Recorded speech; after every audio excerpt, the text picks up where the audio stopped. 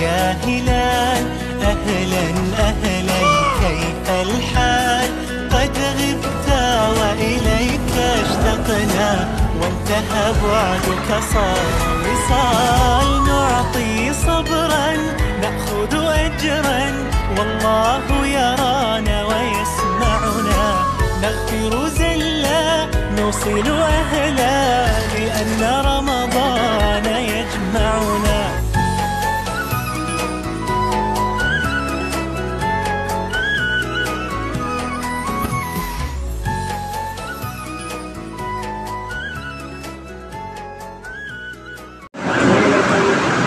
اعوذ باللہ من الشیطان الرجیم بسم اللہ الرحمن الرحیم الصلاۃ والسلام علیکہ سیدی یا رسول اللہ وعلی آلک وصحبک یا نور اللہ. بلغ العلا بکمالہ کشف الدجا بجمالہ حسنت جمیع خصالہ صلو علیہ وآلہ. جی ناظرین، اس وقت ہم موجود ہے جیلانی مسجد میں حسب سابق حسب روایت اسپیشل ٹرانسمیشن کے ساتھ رمضان کریم عارف سونی کے ساتھ.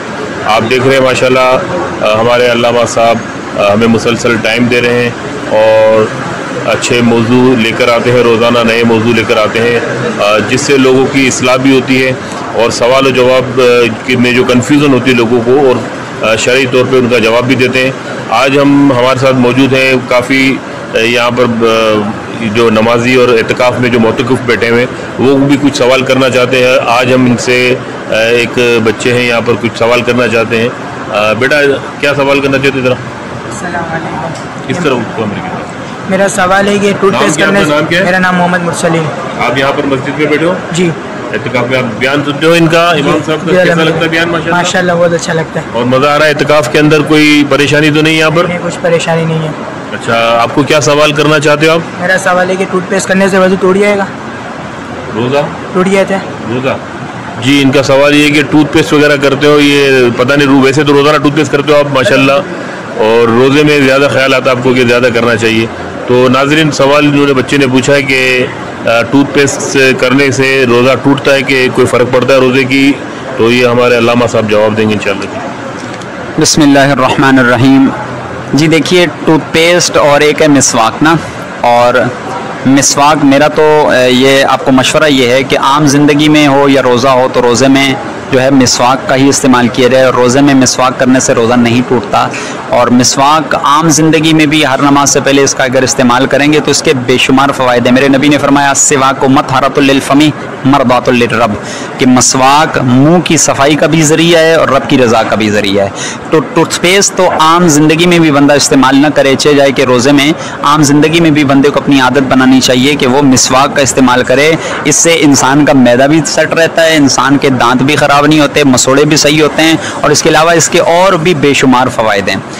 جہاں تک ان کے سوال کا تعلق ہے کہ حالت روزے میں اگر ٹوتھ پیسٹ کیا تو روزہ ٹوٹ جائے گا، تو یاد رکھیں حالت روزے میں ویسے حکم تو یہی ہوگا کہ حالت روزے میں مسواک ٹوتھ پیسٹ کرنے سے روزہ تو نہیں جائے گا، لیکن یہ ضرور ہے کہ حالت روزے میں جب بندہ ٹوتھ پیسٹ کرتا ہے تو اس کے جو ٹوتھ پیسٹ کے جو ذرات ہوتے ہیں اس عین ممکن ہے کہ وہ الگ سے نیچے اتر جائیں. کیونکہ جب آپ بھی کرتے ہیں ٹوتھ پیسٹ، آپ نے تجربہ کیا ہوگا، منہ میں جھاگ بنتی ہے اور یہ بہت ہو سکتا ہے کہ بہت کم ایسا ہوگا کہ اس کے جو ہے نا ذرات نیچے نہ جائیں، ورنہ تو 80-90% یہی چانسز ہیں کہ اس کے ذرات نیچے جاتے ہی جاتے ہوں گے. تو احتیاط اسی میں ہے کہ حالت روزے میں ٹوتھ پیسٹ نہ کیا جائے. اور مسواک ضرور کی جائے، مسواک حالت روزے میں کرنا سنت سے بھی ثابت ہے، لیکن یاد رکھیں کہ مسواک کرنے میں بھی بہرحال احتیاط کرنی ہے کہ کہیں ایسا نہ ہو کہ جو مسواک کے جو ریشے ہوتے ہیں وہ ریشے کہیں الگ سے نیچے نہ اتریں. جی بہت بہت شکریہ. آپ نے اس کا بچے کا جو سوال تھا جو اعتکاف میں بیٹھا ہے ماشاءاللہ اپنے بچے کی کنفیوژن دور ہو گئی ہوگی. ویسے ٹوتھ پیسٹ کا استعمال لوگ اب ظاہر بات ہے چھوڑ بھی نہیں سکتے، کیونکہ ظاہر بات ہے اگر ٹوتھ پیسٹ کا استعمال چھوڑ دیں گے لوگوں کمپنیاں بھی بند ہو جائے گی. تو آپ نے بڑا اچھا مشورہ دیا کہ مسواک سنت ہے اور ہمیں اسی سنت پر عمل کرنا چاہیے. انشاءاللہ پھر آپ سے ملاقات ہوگی اگلی نشست پہ انشاءاللہ. اور آج کا موضوع آپ نے نہیں بتایا ہمیں کیا ہے؟ جی آج کا موضوع ترک یا پھر رفع یدین کے حوالے سے جو روایات ہیں احناف کے نزدیک، وہ روایات میں نے سنائی ہیں. صحابہ اور تابعین کا جو موقف تھا وہ بیان کیا ہے.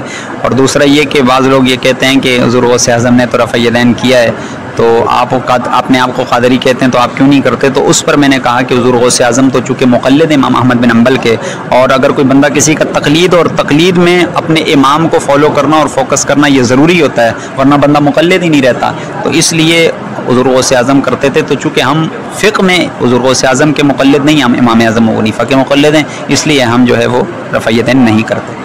جی بہت بہت شکریہ آپ کا، آپ نے بڑے اچھا جواب دیا آپ نے، اور لوگوں کو اکثر کنفیوژن ہوتی ہے، لیکن اصل مسئلہ رفع دین کا یہ ہے کہ اگر کسی کی اگر تقلید کرتے ہیں وہ رفع دین، کیونکہ آپ صلی اللہ علیہ وسلم سے ثابت ہے رفع دین کرنا، ایسا نہیں کہ رفع دین سے نماز نہیں ہوتی آپ کی، تو ہر عقیدے کے آپ صلی اللہ علیہ وسلم نے ہاتھ چھوڑ کر بھی نماز پڑھی ہے، ہاتھ اٹھا کے بھی نماز پڑھی ہے، ہاتھ باندھ کے بھی نماز پڑھی ہے، رفع دین بھی کیا ہے۔ تو آج انہوں نے بہت ہی اچھا موضوع، آپ کو یقیناً بڑی کنفیوژن جو ہے نا وہ دور ہوگی، کیونکہ اکثر یہ سوال کیے جاتے ہیں کہ رفع دین کرتے ہیں حضرت غوث اعظم اور آپ ان کو بھی فالو کرتے ہو، تو یقیناً آج آپ یہ بیان سنیں گے تو انشاءاللہ آپ کی یہ جو ہے پریشانی یا یہ جو تکلیف جو لوگوں کو ہوتی ہے، جو لوگوں کو پریشانی انشاءاللہ ضرور دور ہو جائے گی۔ اسی کے ساتھ آپ کو بغیر انتظار کی آپ کو لیے چلتے ہیں آج ہمارے علامہ مفتی عامر صاحب نے جو بیان دیا ہے اس بیان کی طرف۔ جی عقیدہ جس سے ثابت ہوتا ہے یا جو عقیدے پہ دلیل ہوتی ہے وہ ہے سواد اعظم، یعنی دنیا میں لوگوں کی میجورٹی اور اکثریت، جیسا کہ نہج البلاغہ کے اندر حضرت مولا علی کی بات موجود ہے کہ کسی نے پوچھا کہ اے علی اگر کوئی ایسا زمانہ آئے کہ جسے ہمیں پتہ نہ چل رہا ہو کہ کس کی بات مانیں، تو آپ نے فرمایا سواد اعظم کو دیکھنا، یعنی امت کی اکثریت کو دیکھنا، امت کی میجورٹی کو دیکھنا اور سواد اعظم کو لازم پکڑ لینا۔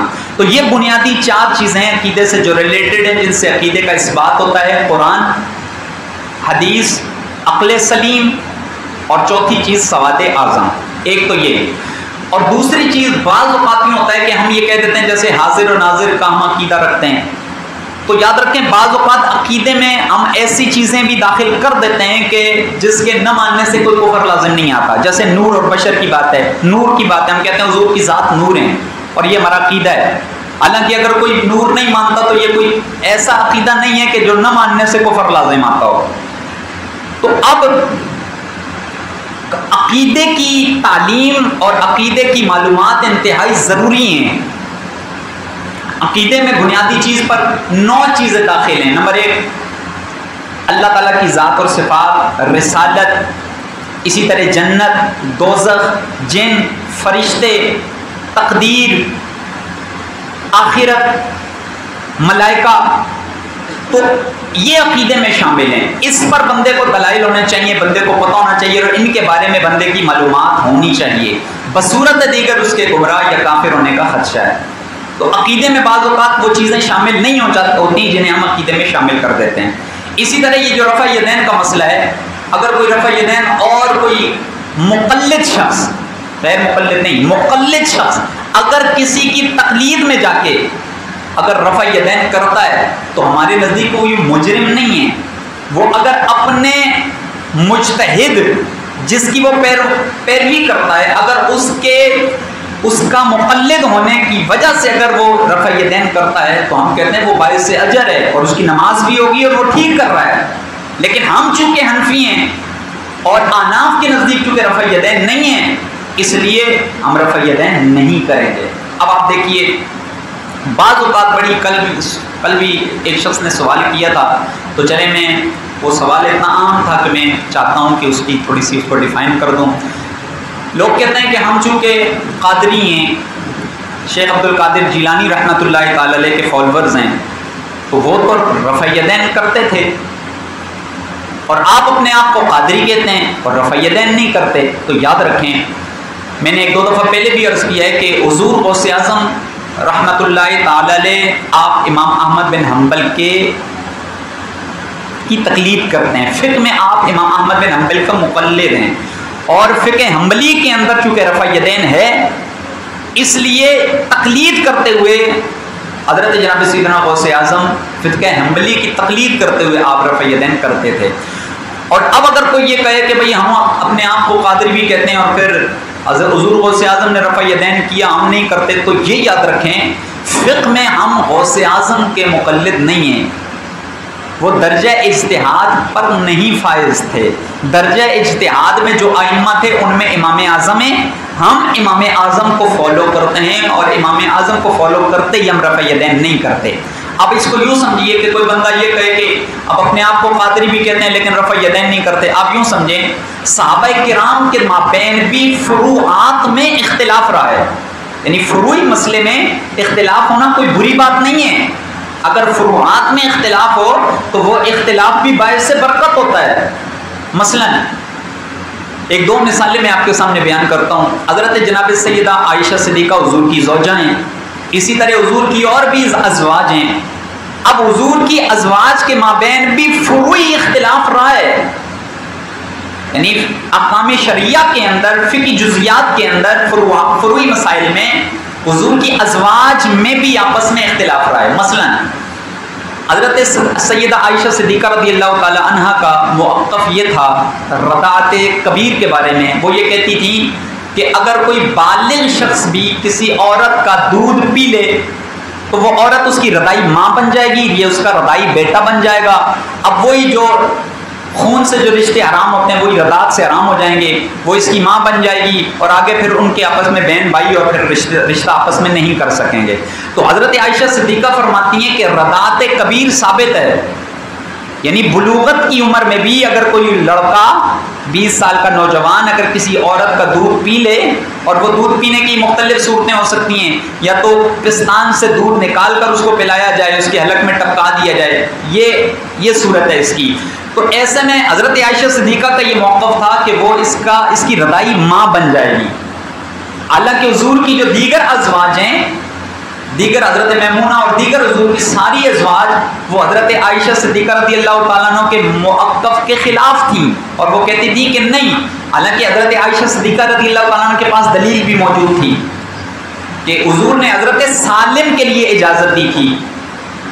حدیث کی کتابوں کے اندر موجود ہے کہ ایک عورت حضور کی خدمت میں آئی کہ یا رسول اللہ, یہ سالم میرے منہ بولے بیٹے تھے, اب یہ بالغ ہو چکے ہیں, لیکن یا رسول اللہ اب میں گھر میں ہوتی ہوں تو یہ اب بھی میرے گھر آ جاتے ہیں, تو کوئی ایسی صورت ہو کہ یہ ان کا آنا جانا میرے گھر جائز ہو جائے. تو حضور نے فرمایا تو اسے اپنا دودھ پلا دے. تو حضور نے بطور خاص, کیونکہ حضور کو اللہ نے اختیار دیا ہے کہ شریعت کے اندر, تو حضور نے اپنے اختیارات سے حضرت سالم کو اجازت دی تھی, تو آپ کو پھر دودھ پلایا گیا تھا حالانکہ آپ بالغ تھے. تو حضرت عائشہ صدیقہ اسی حضرت سالم والے مسئلے سے استدلال کرتی تھی اور یہ کہتی تھی کہ چونکہ حضور نے حضرت سالم کے لیے اجازت دی تھی, اس لیے حضرت عائشہ صدیقہ کا یہ موقف تھا کہ اس کے بعد بھی کوئی بھی بالغ شخص اگر اس کا عورت کا دودھ پی لے تو وہ اس کی رضائی ماں بن جائے گی. حالانکہ حضور کی دیگر ازواج کہتی تھی کہ حضرت سالم کو حضور نے صرف اپنے اختیارات سے اجازت دی تھی, ورنہ اوروں کے لیے یہ مسئلہ نہیں ہے, یہ صرف حضرت سالم تک ہی محدود ہے. اور اس کے علاوہ اگر رضاعت ثابت ہوگی تو وہ کہتے ہیں بچپنے میں ہوگی. اور امام اعظم ابو حنیفہ آپ کا یہ موقف ہے کہ 3 سال کے اندر 2.5 سال کے اندر امام صاحب 30 ماہ 2.5 سال کے اندر امام اعظم فرماتے ہیں کہ اگر کوئی بچہ کسی عورت کا دودھ پیے گا تو رضاعت ثابت ہوگی, 2.5 سال کے بعد نہیں ثابت ہوگی. اور حضور کی دیگر ازواج کا بھی یہ موقف تھا. اپنے آپ سے پوچھتا ہوں, ہم حضرت سیدہ عائشہ صدیقہ کو بھی مانتے ہیں, ہم حضور کی دیگر ازواج کو بھی مانتے ہیں, لیکن حضرت عائشہ صدیقہ والی یہ بات ہم نہیں مانتے, بلکہ آپ حضور کی دیگر ازواج والی بات مانتے ہیں. دلیل حضرت عائشہ صدیقہ رضی اللہ تعالیٰ عنہ کے پاس بھی ہے کہ حضرت سالم والا معاملہ, لیکن اس کے فقہاء نے محدثین نے جواب دیے ہیں کہ حضور نے اپنے اختیارات سے صرف انہیں ہی اجازت دی تھی. تو ایک بات, تو اگر حضور غوث اعظم فقہ میں تقلید امام احمد بن حنبل کی کرتے ہیں اور وہ ان کے مقلد ہیں تو تقلید میں کرتے ہیں, تو ان کے لیے روائی یہ تھا کہ وہ تقلید میں ان کو فالو کرتے. تو چونکہ ہم حنفی ہیں, ہم حنبلی نہیں ہیں, تو احناف کے نزدیک چونکہ رفع یدین نہیں ہے لہٰذا ہم نہیں کریں گے. اسی طرح ایک اور مسئلہ دیکھیں, حضرت جناب سیدنا فاروق اعظم رضی اللہ تعالیٰ عنہ اور دیگر صحابہ, آپ کا یہ کہنا تھا کہ اگر کوئی بندہ جان بوجھ کے نماز ترک کرتا ہے تو وہ کافر ہو جاتا ہے, مرتد ہو جاتا ہے. کوئی بھی مسلمان ہو جان بوجھ کے فرض نماز ترک کر دے, جان بوجھ کے ترک کر دے, تو آپ فرماتے ہیں کہ وہ بندہ کافر ہو جاتا ہے. اب ہم احناف کیا کہتے ہیں, ہم یہ بوجھ کے نماز ترک کرتا ہے تو فقط کفر, اس کا مطلب یہ کہ اس نے کافروں جیسا کام کیا کہ کافر جان بوجھ کی نمازیں چھوڑتے ہیں، ایسا نہیں کہ وہ کافر ہو جاتا ہے۔ اب بظاہر دیکھیں موقف میں اختلاف، ہم حنفیوں کے نزدیک، امام اعظم کے نزدیک وہ کافر نہیں ہوتا، تو اب یہ چیزیں ہیں بعض اوقات فروعی مسئلے میں اختلافات آ جاتے ہیں۔ صحابہ تو اس معاملے میں یہ کہتے تھے، آپ اس بارے میں یہ کہتے ہیں، تو یہ فروعی فرمایا، اس کے علاوہ آپ نے رفع یدین نہیں فرمایا۔ یہی بات ہے علامہ عینی لکھتے ہیں حضرت فاروق اعظم کا بھی یہ موقف ہے، حضرت عبداللہ بن مسعود کا بھی یہ موقف ہے، حضرت ابن عمر کا بھی یہ موقف ہے، اور دیگر اجل صحابہ اور تابعین کا یہ موقف ہے۔ تو دور فاروقی میں بھی رفع یدین نہیں کیا جاتا رہا۔ تو بابا اب جس بات کا حضرت فاروق اعظم کو پتہ نہیں، تو اس بات کا کہیں آج کے اس فرقے کو پتہ نہیں کیسے پتہ چل گیا ہے۔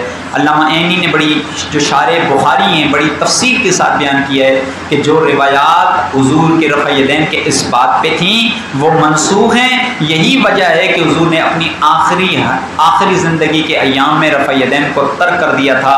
یہی موقف حضرت عبداللہ بن مسعود کا ہے، یہی موقف حضرت مولا علی کا ہے، یہی موقف حضرت فاروق اعظم کا ہے، اور یہی موقف حضرت عبداللہ بن عمر کا ہے۔ تو یہ رفع یدین کے حوالے سے چند چیزیں آپ تک پہنچانا ضروری تھیں۔ اللہ تبارک و تعالی ہم سب کو عقائد اور اعمال کی اصلاح نصیب فرمائے۔ وآخر دعوانا الحمدللہ۔